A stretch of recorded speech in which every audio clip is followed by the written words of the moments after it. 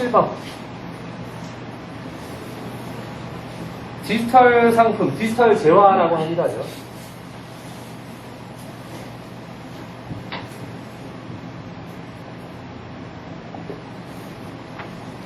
정답은 뭐예요? 얘는 드세요라고 한 느낌이 있죠, 그죠? 그냥 국어적으로 봤을 때도.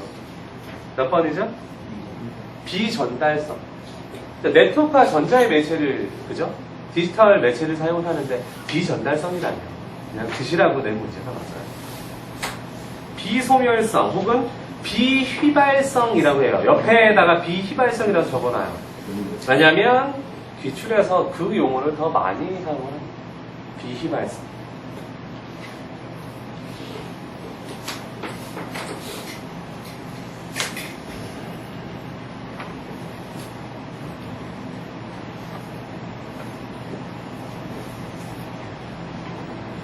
비소멸성이라는 의미로 그냥 이 자체 단어로만도 생각하더라도 얘는 쉽게 없앨 수가 없어요. 그죠? 쉽게 없어지지 않아요. 뭐 어떤 것들은 태우면 유형제한은 없어지지만 얘는 그것보다 없애기가 더 힘들어요.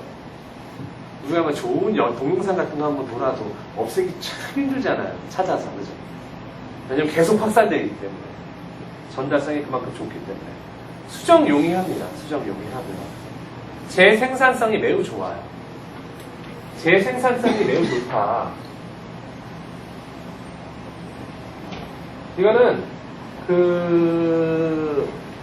생산관리 쪽에서 보면 한계 비용이 거의 없다.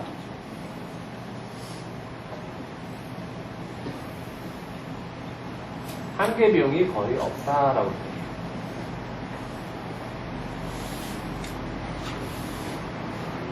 그리고 경험제이면서 네트워크 재화 특징을 가져요. 경험 재화죠. 약자니까.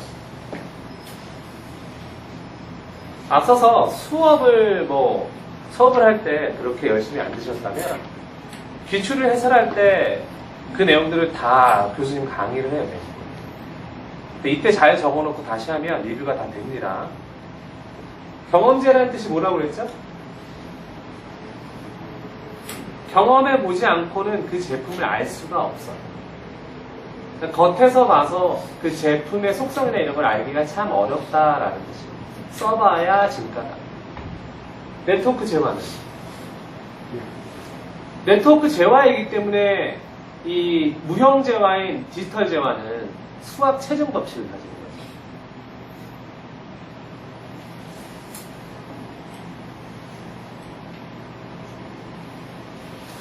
그죠? 인풋, 아웃풋. 그죠? 이 네트워크 재화라는 측면하고 한계 비용이 거의 없다. 이 두 가지 측면이 짬뽕이 돼가지고 수학 체증을 만들어내는 거예요. 즉, 얘는 사용자가 기하급수적으로 늘어나요. 새끼를 치고 새끼를 치고 새끼를 쳐가지고 기하급수적으로 늘어나는 거예요. 2, 4, 16 이런 식으로 기하급수적으로 늘어나고 그렇게 기하급수적으로 늘어나는 수요에 대응할 때 한계 비용이 거의 없기 때문에 수익이 무지무지하게 빨리빨리 현금 회전이 되면서 수익이 생기죠. 그죠? 그래서 여러분이 기억해줘야 될 부분들 이런 것까지 디지털 재화에서 나오는 주요 내용들입니다. 멍하니 계시지 말고 옆에다 열심히 적으세요. 그냥 이거 계속 복습하시면 돼요. 책을 다시 안 보셔도 됩니다.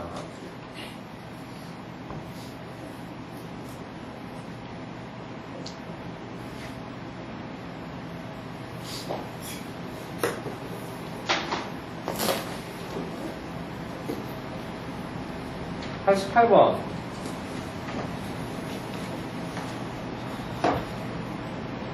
물류센터의 상품 검품 작업 줄 치세요.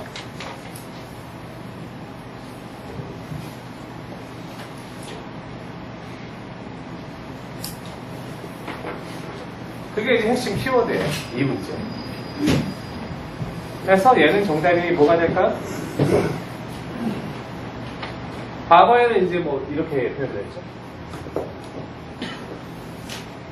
지금 뭐 GS1 14 이렇게 표현을 하고. 얘가 쓰는 심벌을 interleaved 2 of 5라고 합니다. 그래서 여러분은 물류식별 코드, 창고에서 쓰여지는 대박스에 붙어있는 초코파이 24개짜리가 50개 들어있는 대박스, 그게 창고에서는 스타키핑 유닛 하나 이렇게 관리가 될 거란 말이에요. 그런 데 붙는 바코드 때는 이 14 코드가 있는지 일단 보시고, 없으시면 ITF 찍으시면 돼요. 심벌이든 바코드 이름이든, 심벌 모양이든 바코드 모양이든 둘 중에 하나를 내기 때문에 찾으시면 됩니다. ISBN은 인터내셔널 뭐야? 스탠다드 북 넘버니까 책이죠, 책. JAA는 뭐 칸 이런 것처럼 같은 류의 열쇠자리 바코드 이런 것들을 보통 이렇게 하고, ISSN은 시리즈 넘버, 그죠? 연속 간의 구매 같은 거 할 때 나옵니다.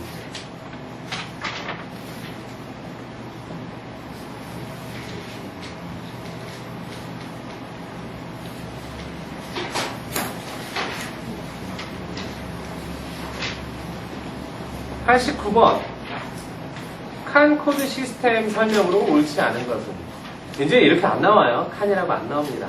그냥 EAN이라고 해서 이제 뭐 심벌 모양이 나오든지 아니면 GS1 이런 식으로 나와요. 설명으로 옳지 않은 것은, 정답은 뭘까요?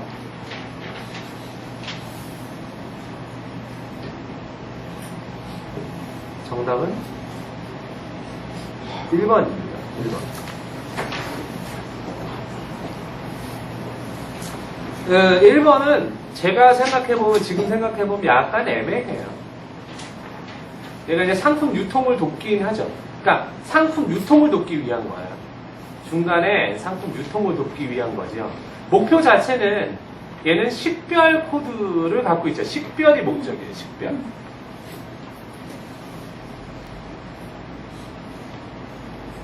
상품 식별 코드이기 때문에 EAN 뭐 이런 바코드들 목적이 이제 식별이란 말이죠. 그래서 유통을 원활하게 하죠. 유통 지원. 근데 여기서는 이제 상거래 촉진이니까 판매 촉진 특징이 있냐라는 거예요. 그런 건 아니잖아요. 그죠? 바코드를 찍어가지고 더 예뻐 보이거나 그런 거 아니잖아요. 더 잘 팔리거나 그런 건 아니기 때문에 그런 측면에서 정답이 안 된 거죠.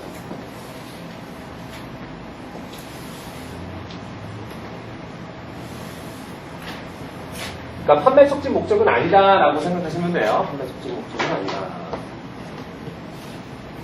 90번 에스크로.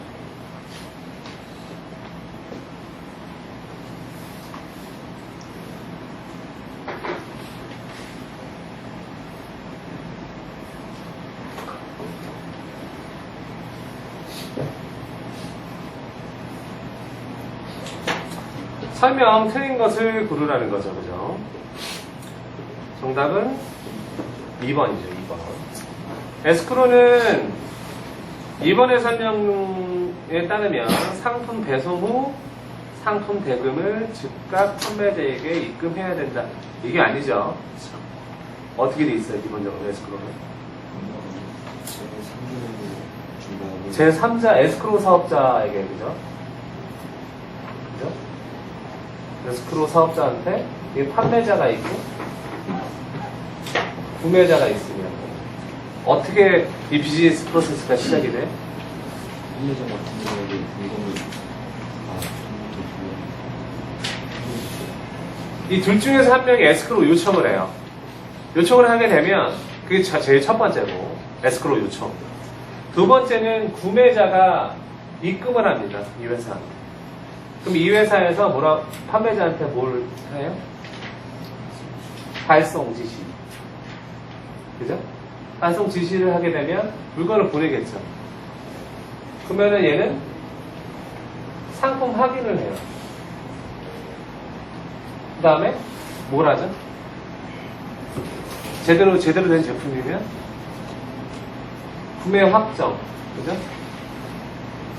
그 다음에 얘는 뭐예요? 수수료 챙기고요. 에스크로우 회사는 수수료 챙기고, 그 다음에 대금, 그죠? 대금 지불. 이렇게 되는 거죠. 다시. 맨 처음에 어떻게 된다고요? 판매자와 구매자가 있으면 둘 중에 아무나 한 명이 에스크로우 신청을 하죠. 그죠? 그리고 수수료를 누가 내니 뭐 이런 얘기를 합니다. 그래서 그 판매 금액에다 포함을 시키든 아니면 안 시켜서 그냥 판매자가 부담을 하든 그건 알아서 정하고, 그럼 에스크로우 회사에서 구매자한테 입금을 요청을 하죠. 입금을 하죠. 입금을 하면 발송하라고 에스크로우 회사에서 판매자한테 알려주고, 판매자는 그 지시의 사인에 맞춰서 제품을 포장을 해가지고 구매자한테 보내게 되고, 물리적으로 이전된 상품을 구매자가 확인하고 나서 상품에 이상이 없으면 구매 확정을 눌러주고, 그럴 때 에스크로우 회사는 수수료를 챙기고 나머지 대금을 판매자한테 입금시켜주는 거예요.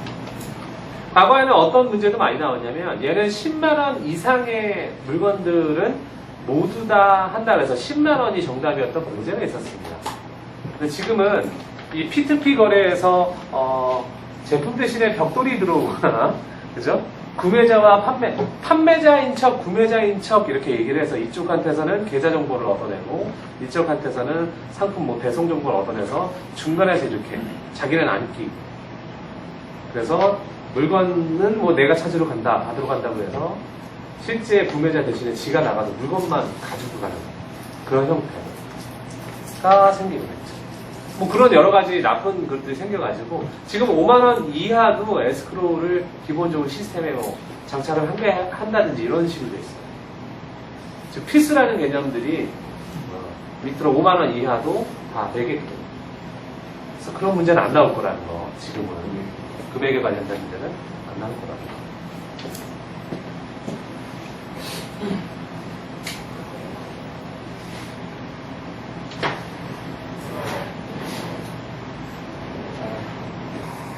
자, 91번 봅시다. 91번.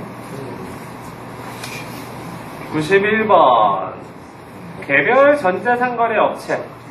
우리가 시험 문제 풀 때 제일 먼저 해야 될 작업이 주어예요.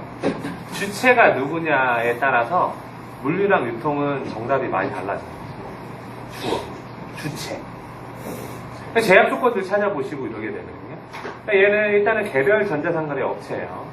개별 전자상거래 업체이기 때문에 힘이나 이런 게 없어요, 그죠? 큰 무언가를 혼자서 만들 수 있거나 이런 건 아니란 말이에요. 우리가 개별 사업자가 도로 건설할 수 있어요? 돈 많으면 되겠지만 그런 사람 별로 없잖아요, 일단. 인프라 같은 거 이렇게 안 된단 말이에요. 자, 물류 서비스 운영 정책에 대한 설명, 틀린 것을 고르래요. 이 개별이라는 거 잘 기억을 하시고, 정답은 몇 번? 3번입니다. 물류 2허브를 구축한다. 허브는 모이는 데잖아요. 그러니까 수요자와 공급자가 모이게끔 해주는, 혹은 그 화물이 모이게끔 해주는 곳인데, 이건 약간 인프라성이란 말이에요. 정보 시스템이라고 하더라도. 그렇기 때문에 개별 전자상거래 업자 입장에서 이 허브를 구축한다는 것 자체는 좀 어불성설이다. 말도 안 된다. 그런 류의 문제였습니다. 즉, 시스템의 시험 문제에 대한 내용이라기보다는, 그죠?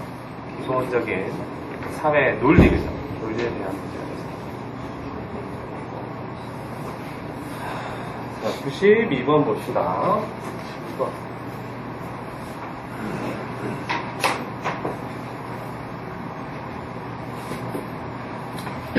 SCM에 대한 설명으로 부적절한 것은, 정답은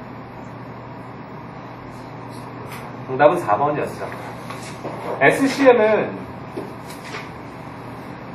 나올 때 가장 많이 나오는 부분이에요. SCM의 핵심은 정보 공유와 협업을 만들어내는 게 주 목적이에요. 즉, 시장에서의 어떤 변화나 이런 것들을 빨리 캐치해서 불필요한 조달이나 생산이나 유통을 하지 않겠다. 그렇게 되면 이 공급사들을 따라 흐르는 불필요한 재고가 없어지겠죠.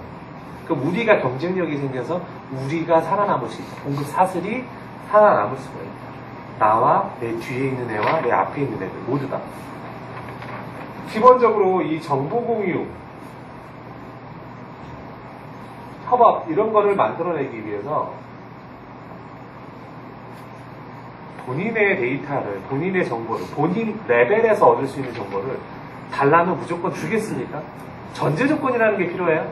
전제 조건은 뭐다? 장기 계약. 그 다음에 소수 공급자, 소수 파트너를 말해요. 그 다음에 파트너십 뭐 이렇게 하긴 하는데 이거는 이제 수평 관계를 의미합니다.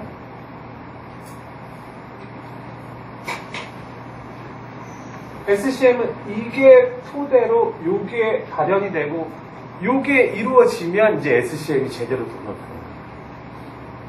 그래서 시장의 변화를 빨리 캐치하고 그 상황에 유연하고 빠르게 대처한다.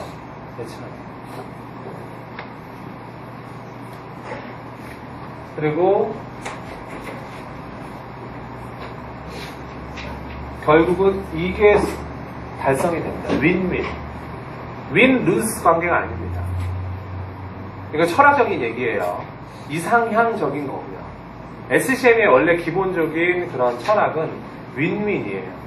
이 SCM을 구축을 해서 내 앞단계, 내 뒤에 있는 애들도 다 행복해야 돼요. 이 비용도 쉐어링이 되어야 되고요. 이 시스템을 구축하는데 비용만 쉐어링하는 게 아니라 생기게 되는 수익에 대해, 베니핏에 대해서도 쉐어링을 잘 해야지 SCM이 완성된다고 합니다. 근데 이 혜택은 대부분 제조와 유통한테 쌓여요. 근데 이것들은 이제 공급업체들도 굉장히 빠르게 대응을 해줘야 되거든요. 즉, 내가 어떤 주문에 대응을 하려고 계약을 하려면 내가 완제품을 만들기 위해서 요구되는 원부자재가 충분한 재고를 갖고 있는지 알고 있어야지 내가 주문 확정을 짓겠죠. 그치? 얘한테 약속을 해줘. 그죠? 그거에 대응해서 움직일 수 있어요. 근데 얘네는 혜택을 많이 안 받고 제조와 유통만 많이 받아가 버리면 SCM이라는 걸 하는 의미가 없어진다 이거죠. 이게 현실이에요.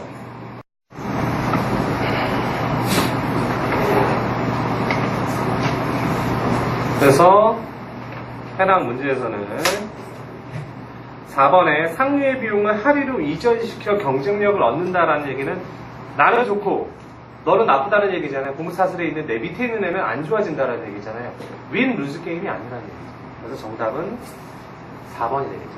12번의 정답은 4번.